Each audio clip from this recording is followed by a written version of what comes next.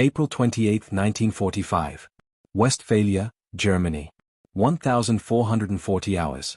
The post stood in the center of the village square, weathered oak darkened by rain. The woman tied to it wore the remnants of a Wehrmacht medical auxiliary uniform, the red cross on her armband torn halfway off. Her wrists were bound with telephone wire. A cardboard placard hung from her neck, the word Verita painted in crude black letters. Traitor. Captain Michael Hartley of the Royal Army Medical Corps stepped from the jeep and heard nothing. No voices, no footsteps, only wind moving through broken window frames. The smell of diesel mixed with something older, burnt plaster, damp wool, fear left to ferment. He expected resistance, perhaps gunfire. What he found instead was a woman with her chin raised, eyes open, watching him approach with an expression that held neither hope nor surrender. Just patience. As if she had been waiting not for rescue, but for the next verdict. The war had taught them to expect monsters. Sometimes they found only people. Captain Hartley walked closer, boots deliberate on the cobblestones. The woman's face was streaked with dirt and dried blood from a cut above her left eyebrow. Her hair, once pinned in regulation style, hung loose over one shoulder. She didn't flinch when he stopped 3 feet away. Behind him, Sergeant Davies shifted his rifle strap, scanning the empty windows above them. Who did this? Hartley asked in German, his accent clean but formal. She blinked once. My own. The answer came without inflection, as if she were reporting a temperature reading. Hartley drew his knife and cut the telephone wire in 2 quick motions. Her hands dropped to her sides but she didn't rub her wrists. Didn't move at all except to steady herself against the post. Can you walk? Yes. Then come with us. She pulled the placard from her neck and let it fall. The cardboard landed face down in a puddle, ink beginning to blur. For a moment she studied the post as if committing it to memory, then turned and walked toward the jeep without waiting for an order. Hartley glanced at Davies, who shrugged with the weary pragmatism of a man who had stopped being surprised 3 countries ago. They drove north in silence. The nurse sat in the back, hands folded in her lap, gaze fixed somewhere beyond the ruined landscape rolling past. Hartley had questions but sensed that asking them now would yield nothing. She was still deciding whether to trust the fact of her rescue or merely endure its next phase. So he let the engine fill the quiet and watched the road. Her name, they would learn later, was Lise Meyer. 27 years old. Trained at the Charité in Berlin before the war, assigned to a field hospital outside Aachen in 1943. She had done what nurses do, set fractures, changed dressings, held basins while men vomited blood. And when the Americans came through in October of 1944, she had done something else. She had stayed. Not as a collaborator in the propagandist sense. Not as an informant. She had stayed because the wounded kept arriving, German and American both, and because leaving meant abandoning them to die in hallways that smelled of gangrene and iodine. The German command retreated east. The American medics moved in and found her still working, still silent, still efficient. They let her continue. A pragmatic mercy, trained hands were trained hands. But mercy given by the enemy, even in service of the dying, carries a cost. When Wehrmacht remnants retook the village for 3 bitter days in early April, someone remembered. Someone always does. The accusation came not from an officer but from a woman who had lost 2 sons on the Eastern Front and needed a shape for her grief. Collaboration. Treason. Words that require no trial when defeat is already written in the smoke on the horizon. Lise Meyer was tied to the post at dawn. By noon, the Wehrmacht had retreated again. By 1440 hours, Captain Hartley cut her loose. The jeep crossed into British-controlled territory as the sun lowered behind a screen of pine trees. They arrived at a forward medical station, a commandeered schoolhouse with canvas stretchers arranged in rows across what had been a gymnasium. Hartley led her inside, past orderlies hauling supplies, past a chaplain kneeling beside a barely conscious sergeant. He gestured toward a corner where a field desk and 2 chairs formed a makeshift interview area. Sit, he said, not unkindly. She sat today. He poured water from a canteen into a tin cup and placed it in front of her. She stared at it as if it might contain some unspoken condition. Then, slowly, she lifted it and drank. Her hands trembled once, a brief fracture in the careful composure, before steadying again. Hartley pulled a notebook from his coat and clicked a pen. I need your name, rank, and unit. She told him. Her voice was hoarse but clear. He wrote it down. Why did they call you a traitor? Because I treated American wounded. Under duress. No. Under oath. Hartley paused, pen hovering above the page. It wasn't the answer he expected. She met his gaze and something in her expression suggested she was long past caring whether he understood. "I swore to heal," she said quietly. "The oath does not specify nationality." He nodded once, a gesture more acknowledgement than agreement, and made another note. Then he closed the notebook and leaned back in his chair. Outside, someone shouted orders in rapid Welsh. A truck engine coughed to life. "You'll be processed as a POW, Hartley said. "Clean clothes, food, medical check. Then transport to a camp in England for internment. Standard procedure." "And then?" "That depends on about 100 things neither of us controls." She almost smiled. Not quite, but the muscles around her mouth softened in a way that suggested the mechanism still worked. "Better than the post," she said. "Yes," Hartley agreed. "Better than the post." If this moment already changed how you see the war, subscribe, the next will surprise you even more. The processing took 2 days. Lise Meyer was photographed, fingerprinted, examined by a British doctor who noted bruising on her wrists, dehydration, and a hairline fracture in her left hand that had healed poorly. He asked how she got it. She said she didn't remember. He didn't press. She was issued new clothes, brown wool trousers, a cotton blouse, a sweater that smelled faintly of mothballs, and assigned to a group of 32 female POWs being transported west. They traveled by truck first, then by train to Calais, then by Liberty ship across the Channel. The ship was a converted cargo vessel, and the prisoners slept below deck in compartments that still bore stenciled labels, machine parts and grain storage. The air was thick and salt damp, but someone had left the overhead lights on all night, a strange small mercy that kept claustrophobia at bay. Lise found a corner near a porthole the size of a dinner plate. Through it, she could see a sliver of sky. She sat with her back against the bulkhead and her knees drawn up, watching the light change from gray to black to gray again. Around her, women whispered or wept quietly or said nothing at all. A girl no older than 19 clutched a photograph of a man in uniform, staring at it until her eyes went glassy. An older woman, perhaps 40, hummed something low and rhythmic that might have been a lullaby. No one asked Lise why she had been tied to a post. In this context, everyone carried some version of the same question about themselves. On the second night, the older woman offered her half a biscuit from a Red Cross parcel. Lise hesitated, then accepted it. They sat in silence, chewing slowly, making the food last. "Do you know where we're going?" the woman asked. "England," Lise said. "A camp. And after that?" "I don't know." The woman nodded as if this were the only reasonable answer and returned to her humming. Lise closed her eyes and felt the engine vibration travel through the steel into her spine. Somewhere above them, sailors moved across the deck. Somewhere ahead, a country that had spent 5 years learning to hate her waited with fences and paperwork and rules she did not yet understand. She thought about the American soldier she had treated in October, a boy from Iowa with shrapnel in his chest and a photograph of a dog named Rusty tucked in his breast pocket. He had asked her, delirious with morphine, if she was an angel. She had told him no, just a nurse. He had smiled and said that was close enough. 3 days later, he died anyway, infection faster than penicillin. She had folded the photograph and placed it with his personals, wondering if anyone in Iowa would ever know how far Rusty had traveled. The ship docked at Southampton on a morning wrapped in fog so thick the cranes appeared only as shadows. The women were led down a gangway slick with condensation, into buses with wire mesh over the windows. They drove for hours through countryside that looked nothing like Germany, hedgerows instead of forests, villages intact and quiet, sheep grazing on hills unmarked by craters. The camp was called Lodge Moor, a facility on the outskirts of Sheffield. It had been a barracks once, repurposed now with barbed wire and watchtowers manned by men who looked more bored than hostile. The prisoners were divided by gender and processed again. More photographs, more questions, more forms stamped and filed in triplicate. Lise was assigned to Hut 7, Block C, 30 women to a building, bunks arranged in 2 rows, a single stove at the center that radiated uncertain heat. She chose a lower bunk near the back wall, set her few possessions, 1 change of clothes, a comb, a bar of soap, on the thin mattress, and sat down. A woman in the next bunk leaned over. She was small, sharp-featured, with gray already threading through her dark hair. "First time?" she asked in German. Lise nodded. "It's not so bad.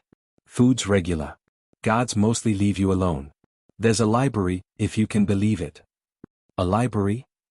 "Donated by some church group. Mostly religious texts and a few novels. But it's something." Lise considered this. A library. In a prison camp. The contradiction felt almost absurd, but she was too tired to interrogate it. "Thank you," she said. The woman shrugged. "We help each other here. That's the rule." That night, Lise lay on her bunk and listened to the sounds of 30 women trying to sleep, coughing, shifting, whispering prayers in dialects from Bavaria to Pomerania. Outside, footsteps marked the perimeter at measured intervals. A guard hummed something that sounded like a music hall tune. The stove ticked as it cooled. She had expected punishment.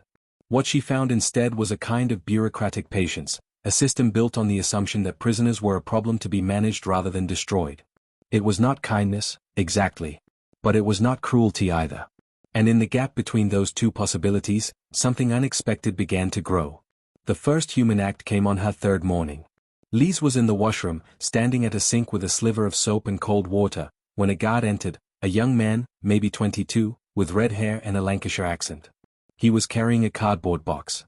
"Maya?" he asked, glancing at a clipboard. She turned, water dripping from her hands.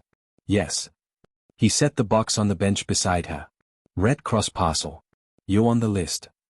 She looked at the box, at the stenciled cross on its side, at the way the cardboard was crisp and new. Inside, she knew, would be things that had not existed in her world for years: chocolate, tinned milk, cigarettes, soap that smelled like lavender instead of lye. "Thank you," she said, and hated how small her voice sounded. The guard nodded, made a check mark on his clipboard, and left without another word. Lise stood there for a moment, hands still wet, staring at the box. Then she picked it up and carried it back to her bunk. She sat down and opened it slowly, as if sudden movement might cause it to vanish. Inside, tins of condensed milk, a bar of chocolate wrapped in waxed paper, a small block of cheese, tea bags, a packet of biscuits, a toothbrush, and 3 bars of scented soap. She lifted the chocolate and held it to her nose. The smell, sweet, faintly bitter, utterly foreign, hit her like a memory she had forgotten she possessed. The woman in the next bunk leaned over. "First parcel." Lise nodded. "They come once a month if you're lucky. Sometimes more. The Red Cross negotiated it. Geneva Convention, all that." Lise set the chocolate down carefully, as if it were fragile. "Why? Why what? Why do they bother?" The woman smiled, a tired expression that suggested she had asked herself the same question. "Because someone decided prisoners are still people. Doesn't always feel that way, but," she gestured at the box. "Sometimes it does." Lise unwrapped the chocolate and broke off a single square. She placed it on her tongue and let it melt slowly, the sweetness spreading like a small act of defiance against every grey morning and every hour spent wondering if survival was worth the cost of its compromises. She closed her eyes. "I had forgotten," she would write later in a letter never sent, "that the world still contained something as pointless and lovely as chocolate." It felt like proof that not everything had been reduced to ash. The system that kept Lise Meyer and 32,000 other prisoners alive in British camps during the war was not built on sentiment. It was built on calculation. 3 pillars, precisely balanced: security, diplomacy, morality. A memo circulated by the War Office in 1940 codified it in language spare enough to be mistaken for poetry. "Prisoners are soldiers, not slaves." Those 6 words shaped policy from the Highlands to the Channel. Security: treat prisoners well and they remain docile, cooperative, less inclined toward escape or sabotage. A man with a full stomach and a warm bunk does not riot. Diplomacy: reciprocity. Treat German POWs humanely and Berlin might extend the same courtesy to British prisoners held in stalags and oflags across occupied Europe. It was a wager on the enemy's capacity for restraint. Sometimes it paid. Often it didn't. But the attempt mattered. Morality: the simplest and most complex. To remain civilized under pressure, to refuse descent into the very barbarism being fought, required holding the line even when no one was watching. Lise saw the policy enacted in small, daily ways. Breakfast arrived at 0700, porridge, sometimes with a spoonful of jam, tea that was thin but hot. Lunch at 12:30, soup, bread, occasionally a boiled potato. Dinner at 1800, stew when supplies allowed, or more soup when they didn't. The food was plain, often monotonous, but it was regular. No one starved. Work details were voluntary and paid a small wage in camp scrip, tokens redeemable for toothpaste, writing paper, cigarettes. Lise volunteered for the medical hut, a drafty building where prisoners with minor ailments were treated by a rotating cast of British doctors and nurses. She was not permitted to treat patients herself, but she was allowed to assist, rolling bandages, sterilizing instruments, organizing supplies. The British nurse supervising her was a woman named Davies, no relation to the sergeant who had been in Hartley's jeep. Davies was brisk and unsentimental, with iron-grey hair and hands that moved with the precision of long practice. "You trained where?" Davies asked on Liz's first day. "Charlotte. Berlin." Davies nodded, a flicker of something, respect, perhaps, or simply recognition, crossing her face. "Then you know your way around a scalpel. Good. We need someone who won't faint at the sight of blood." They worked side by side for 3 weeks before Davies spoke to her as anything other than an efficient set of hands. It happened during a slow afternoon, the kind where injuries were limited to blisters and headaches. Davies was inventorying bandages, counting aloud, when she paused. "Did you choose nursing," she asked, "or did it choose you?" Liz looked up from the gauze she was folding. "I chose it. My mother wanted me to teach." "Why didn't you?" "Because teachers talk. Nurses listen." Davies smiled, a small, private expression. "Fair point." She resumed counting, then added, almost as an afterthought, "You're good at this. Better than some I've trained." It wasn't praise, exactly. But it was acknowledgement, and in this place, that carried weight. The days developed a rhythm.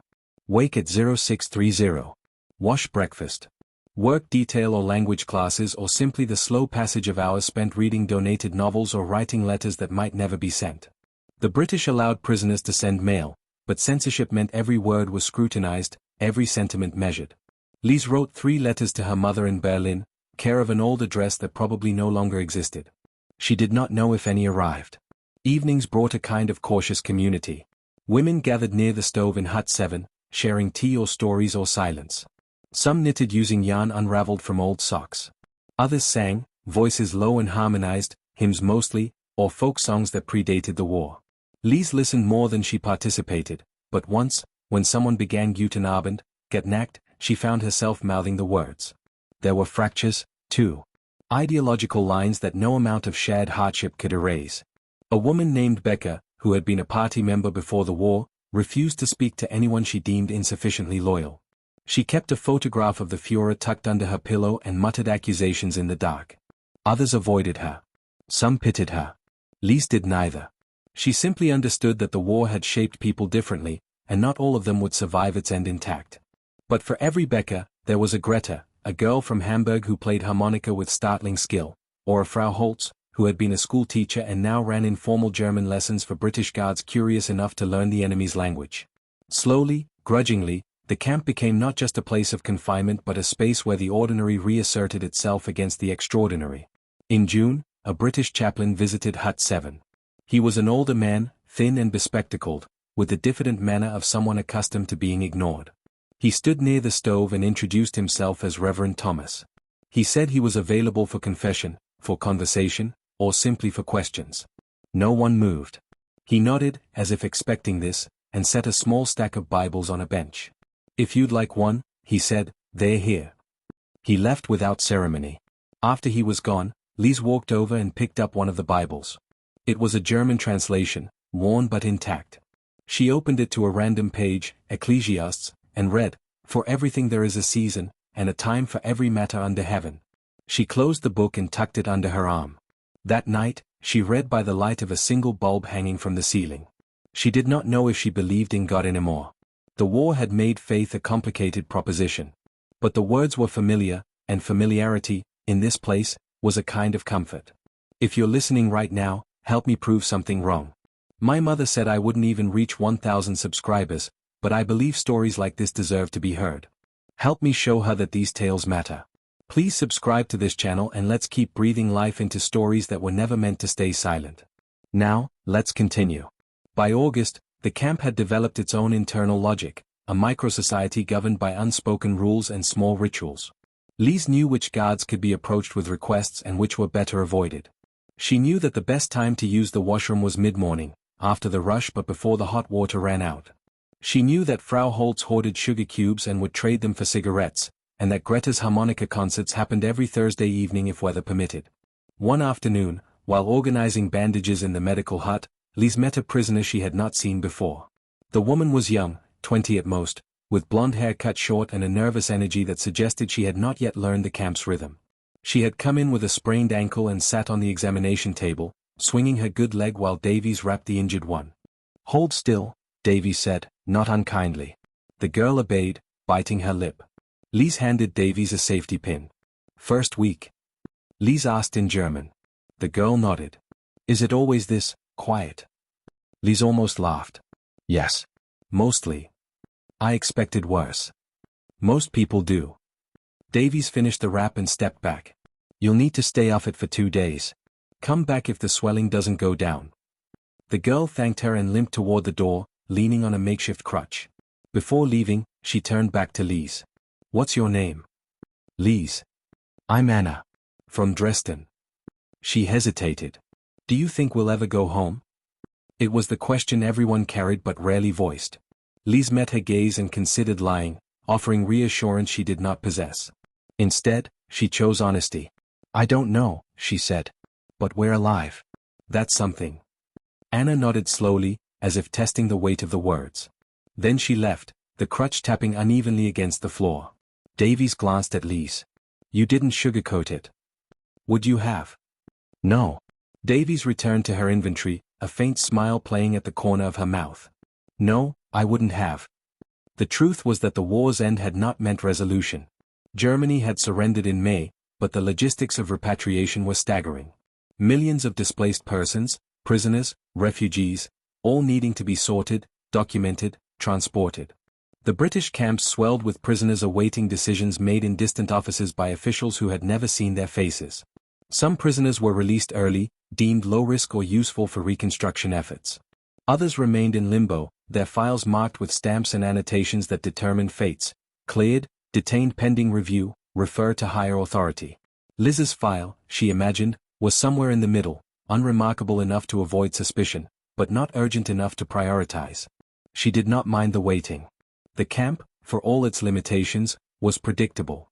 Beyond its fences lay a Germany she no longer recognized, a country divided and devastated, where survival would mean navigating new occupations, new suspicions, new hierarchies of blame. Here, at least, the rules were clear. In September, the camp received a shipment of musical instruments donated by a church group in Manchester. There were 2 accordions, a violin missing a string, a dented trumpet, and Greta's beloved harmonica.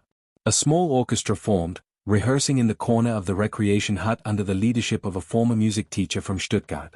They gave their first concert on a Sunday afternoon, playing a mix of folk songs and classical pieces, Bach, mostly, because he translated well to limited instruments. The prisoners gathered, sitting on benches or standing along the walls. The guards stood at the perimeter, arms crossed but listening. Lise sat near the back, next to Frau Holtz, who hummed along quietly. The music was imperfect. The violin's missing string created gaps in the harmony, and the accordions were slightly out of tune, but it was music nonetheless, and for 20 minutes it filled the hut with something that was not hunger or fear or boredom. Just sound, deliberate and human. When the concert ended, there was applause. Not enthusiastic, not roaring, but steady and sincere. The musicians bowed awkwardly. Greta grinned, her harmonica still clutched in one hand. Afterward, as the crowd dispersed, a British guard approached Lise. It was the red-haired man from Lancashire, the one who had delivered her first Red Cross parcel. He looked uncertain, as if debating whether to speak. "You're the nurse," he said finally. "Right?" "Yes." He shifted his weight. "My sister's training to be a nurse. In Liverpool." Lise waited, unsure where this was leading. "Just thought you should know," he continued. "That it's good work. Important work." "Thank you," Lise said, surprised by the sincerity in his voice. He nodded once, then walked away, rejoining the other guards near the gate. Lise watched him go, wondering what impulse had prompted the exchange: guilt, perhaps, or curiosity, or simply the need to acknowledge her as something more than a prisoner number. That night, lying in her bunk, she thought about his sister in Liverpool.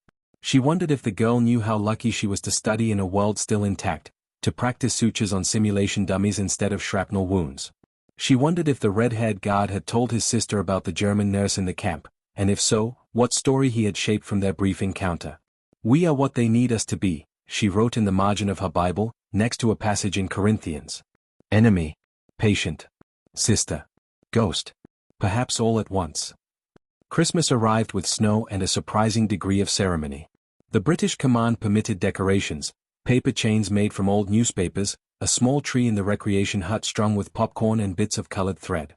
The cooks prepared a meal that approximated festivity: roast chicken, boiled potatoes, carrots in butter, and a pudding sweetened with hoarded sugar rations. The prisoners gathered in the mess hall, a space that usually felt utilitarian but now, softened by candlelight and makeshift decorations, resembled something almost warm. Reverend Thomas led a brief service, reading from Luke in careful, accented German.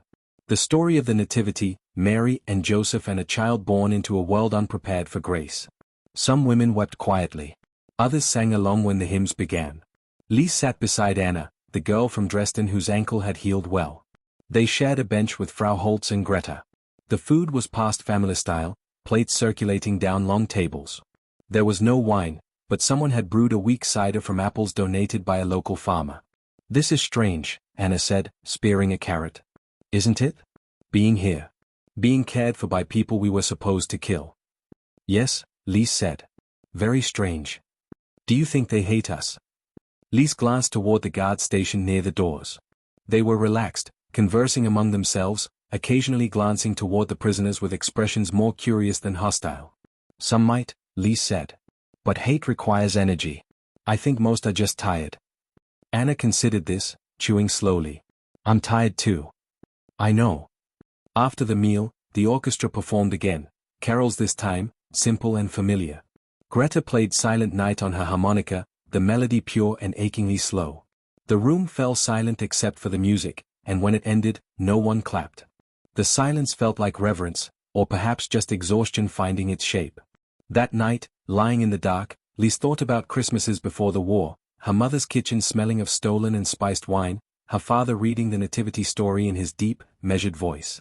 She wondered if they were still alive, if the apartment in Berlin still stood, if anything she remembered had survived. She did not know.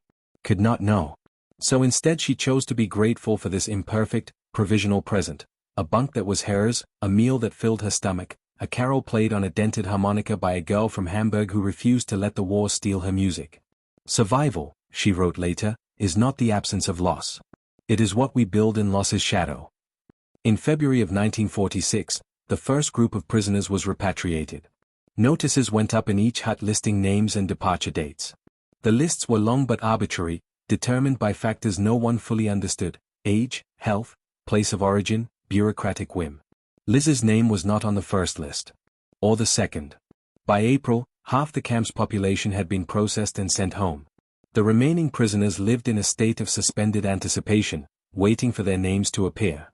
Some volunteered to stay longer, taking jobs in nearby towns, farms needing hands, hospitals needing cleaners, factories rebuilding. The wages were small but the work was real, and reality, after years of unreality, held appeal. Lise considered volunteering.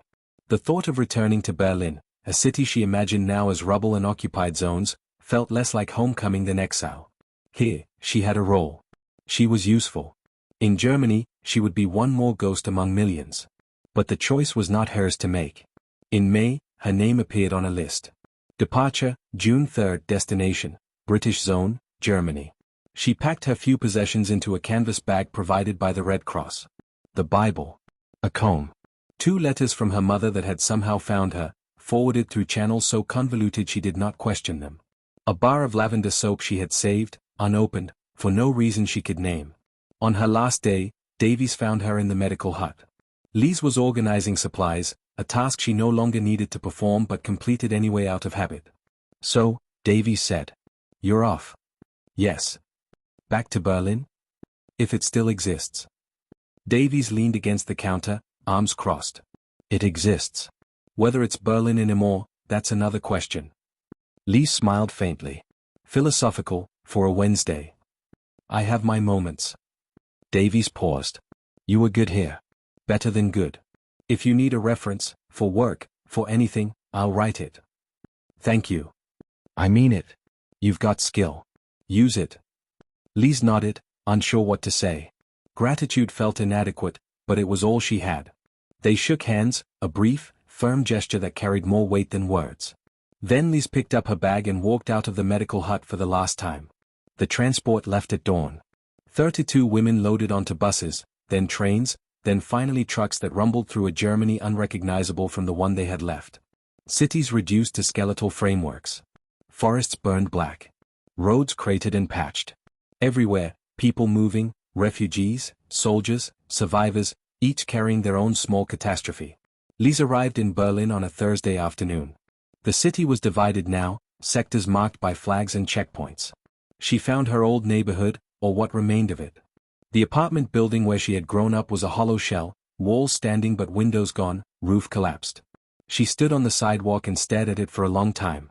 Then she turned and walked toward the Charite Hospital. It was still operational, staffed by a mix of German doctors and allied medical personnel. She entered through the main doors, found the administration office, and asked if they needed nurses. The woman at the desk looked her up and down. Experience. Charite trained. Field Hospital, Aachen, 43 to 44.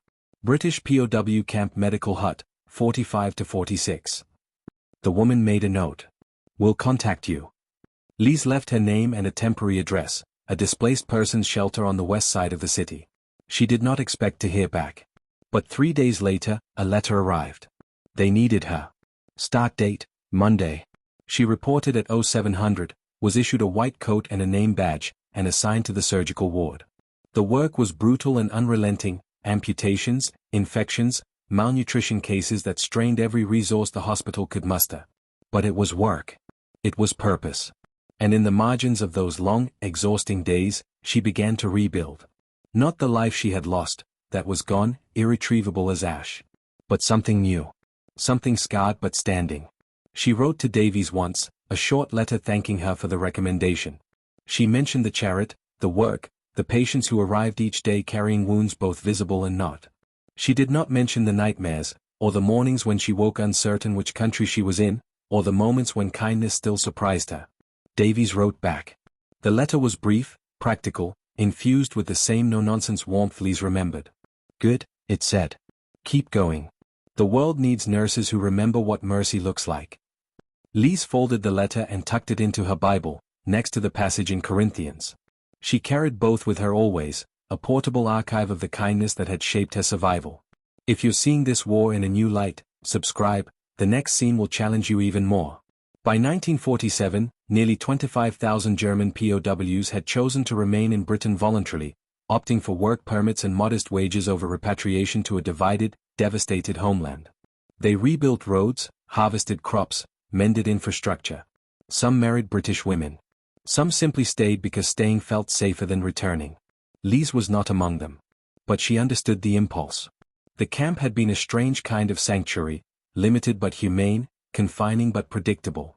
It had taught her that restraint, even in captivity, could be a form of grace. She thought about this on quiet evenings at the Charite, sitting in the staff room with a cup of weak tea and a view of the reconstructed courtyard. She thought about the red-haired guard who had told her about his sister, about Davies folding bandages with efficient precision, about the Christmas concert where Greta played Silent Night and no one clapped because silence was the only adequate response. She thought about the post in the village square, the telephone wire cutting into her wrists, the placard that named her traitor. She thought about Captain Hartley asking, "Can you walk?" and waiting for her answer as if it mattered. And she thought about the chocolate, that first Red Cross parcel, opened slowly on a bunk in Hut 7, the sweetness spreading across her tongue like a small, irrational proof that the world still contained beauty. "They did not save me," she wrote once, in a journal she kept for no audience but herself. "But they let me save myself. That is a different gift. Perhaps a greater one." The world moved on. Borders redrawn, governments formed, memories buried under the urgency of reconstruction. The war became history, and history became story, and story became the thing people told to make sense of what could not be made sense of. But for Lise Meyer, the nurse who had been tied to a post and cut free by an officer who asked if she could walk, for her, the lesson was simpler and harder. The war had taught her fear. The camp had taught her that fear was not the final word. In the space between those two truths, she learned to live again. Not perfectly. Not without scars. But with a clarity born of having survived the worst and discovered, in its aftermath, that mercy was not weakness. It was civilization under pressure. It was the refusal to let cruelty have the last word. She worked at the Charite for 32 years. She trained young nurses, emphasizing precision, empathy, and the understanding that an oath to heal transcends nationality. She never married. She never returned to the village where the post stood. But she carried its memory, and the memory of the officer who cut her loose, and the memory of every small kindness that had rebuilt her capacity to trust. On her 70th birthday, a former colleague asked her what she believed in. She thought for a long time before answering. "I believe," she said finally, "that restraint is the highest form of strength. That civilization is measured not by how we treat allies, but by how we treat prisoners. And that sometimes, the greatest revolutions are the quiet ones, a cup of tea offered without condition, a wire cut without hesitation." The colleague nodded, though Lise suspected she did not fully understand. That was all right. Some lessons could only be learned by living them.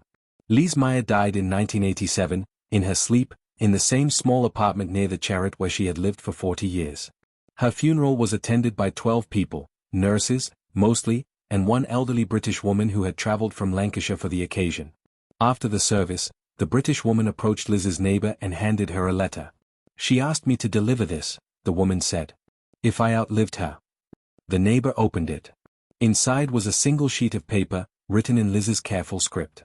"To whoever finds this, I was once tied to a post and called a traitor. I was cut free by a stranger who asked if I could walk. Everything that followed, every patient healed, every wound cleaned, every mercy extended, began with that question and the presumption that my answer mattered. The war taught me fear. Captivity taught me restraint. And restraint, I learned, is not the absence of power but its most deliberate use. Tell this story, if you think it worth telling. Not because I was remarkable, but because the moment was. Because in the midst of history's cruelest chapter, someone chose decency over vengeance. And that choice made all the difference." The neighbor folded the letter carefully and placed it in her coat pocket. Later, she would donate it to a small museum in Berlin dedicated to stories of the war, not the grand strategies or famous battles, but the individual moments when humanity reasserted itself against the machinery of violence. Visitors to the museum would read Liz's letter, and some would pause at its final line. They would wonder about the post, the officer, the wire cutting through in 2 quick motions. They would wonder if they, in his position, would have done the same. And in that wondering, the story would continue, not as history, but as question. Not as answer, but as invitation. The post stood in the village square, weathered oak darkened by rain. But the wire was cut. And the woman who had been bound there walked free. She walked all the way home. And the war, which had taught so many to fear, taught her, slowly, painfully, imperfectly, to trust again. The wire was cut. That was the beginning.